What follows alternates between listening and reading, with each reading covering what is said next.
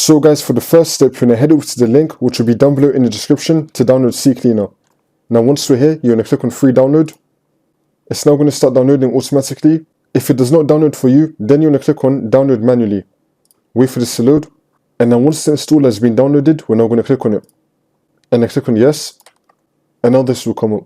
And then once you're on this, you're going to click on install. Wait for this to load. And then once this loads up, you can now untick this and then click on run CCleaner. And then once you're on CCleaner, we're now going to click on start CCleaner. You can decline this. And you can close out of this. Close out of this as well. And then once you're on this, on the left hand side, you're going to click on tools.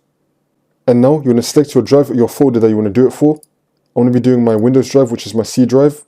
And I'm going to keep all of this the same. Now you're going to click on search. Wait for this to load. And then once file search has been completed, we can now click on OK. And it's now going to show you all the duplicate files that it found. So if there's any files here that you want to delete, you can either delete them one by one just by ticking it. Or you could do Control A on your keyboard, which will now select everything. And now you're going to click on delete selected. And then click on OK. It might not delete all of them, but most of them are going to go. That's how you do it.